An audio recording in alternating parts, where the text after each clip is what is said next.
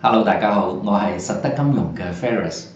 今年央行行長會議嘅主題咧就係為未來設計有彈性嘅貨幣政策框架。參加今次會議嘅與會者咧都會係圍埋一齊討論一下，萬一嚟緊會係有下一輪嘅經濟滑坡嘅時候咧，大家應該點樣去應對？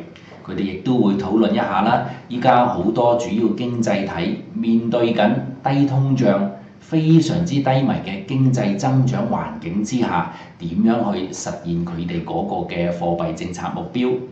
亦都啦會包括最近英國脫歐之後嚟緊會有啲乜嘢嘅事情會發生，大家又點樣去應對啦？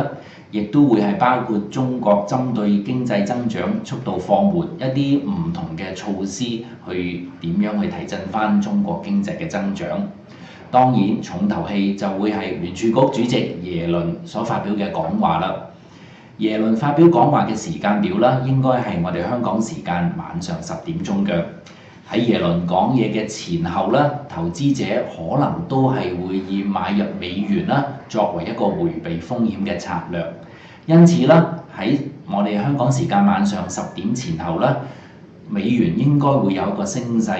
而當中喐得最急嘅咧，可能會係歐元同埋英鎊，咁所以啦，應該都係以持有淡倉盤為一個主要嘅策略嘅，咁啊可以睇淡歐元同埋英鎊一線，大家可以留意。好啦，今日就同大家講住咁多先，再會。